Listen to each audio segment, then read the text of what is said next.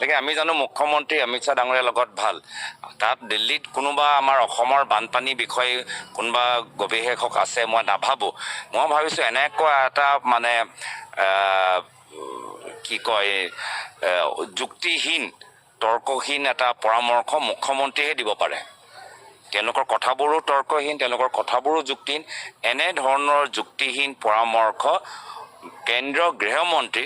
অমিত শ্বাহক হিমন্ত বিশ্ব শৰ্মা ডাঙৰীয়াহে দিব পাৰে কোনোবা বেলেগে দিলেহেঁতেন তেতিয়া মই নাভাবোঁ অমিত শ্বাহ ডাঙৰীয়া ৰাজহুৱাভাৱে এইখিনি কথা ক'লেহেঁতেন কিন্তু এইখিনি কথা মই ভাবিছোঁ তেওঁলোকে মুখ্যমন্ত্ৰীৰ পৰা শুনিছে আৰু মুখ্যমন্ত্ৰীৰ চকু হৈছে যে আৰু আমি এই ধৰণৰ এইবোৰ চব আঁচনিৰ যোগেদি আৰু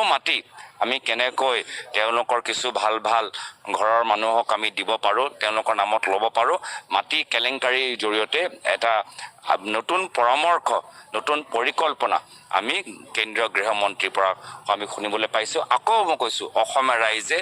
আমাৰ মুখ্যমন্ত্ৰীৰ কথাৰ ওপৰতো হাঁহিছেই আৰু অসমীয়া ৰাইজে তাতকৈ আৰু বেছি আমাৰ গৃহমন্ত্ৰীয়ে 50টা পুখুৰীৰ ওপৰত হাঁহিছে তো হাঁহি লগা কামবোৰ নকৰিব গুৰুত্ব সহকাৰে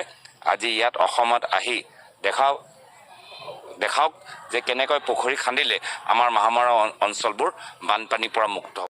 গতিকে আমি জানো মুখ্যমন্ত্ৰী অমিত শ্বাহ ডাঙৰীয়াৰ লগত ভাল তাত দিল্লীত কোনোবা আমাৰ অসমৰ বানপানী বিষয়ে কোনোবা গৱেষক আছে মই নাভাবোঁ মই ভাবিছোঁ এনেকুৱা এটা মানে কি কয় যুক্তিহীন তৰ্কহীন এটা পৰামৰ্শ মুখ্যমন্ত্ৰীয়ে দিব পাৰে তেওঁলোকৰ কথাবোৰো তৰ্কহীন তেওঁলোকৰ কথাবোৰো যুক্তিহীন এনেধৰণৰ যুক্তিহীন পৰামৰ্শ কেন্দ্ৰীয় গৃহমন্ত্ৰী অমিত শ্বাহক হিমন্ত বিশ্ব শৰ্মা ডাঙৰীয়াহে দিব পাৰে কোনোবা বেলেগে দিলেহেঁতেন তেতিয়া মই নাভাবোঁ অমিত শ্বাহ ডাঙৰীয়া ৰাজহুৱাভাৱে এইখিনি কথা ক'লেহেঁতেন কিন্তু এইখিনি কথা মই ভাবিছোঁ তেওঁলোকে মুখ্যমন্ত্ৰীৰ পৰা শুনিছে আৰু মুখ্যমন্ত্ৰীৰ চকু হৈছে যে আৰু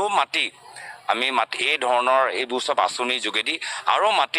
আমি কেনেকৈ তেওঁলোকৰ কিছু ভাল ঘৰৰ মানুহক আমি দিব পাৰোঁ তেওঁলোকৰ নামত ল'ব পাৰোঁ মাটি কেলেংকাৰীৰ জৰিয়তে এটা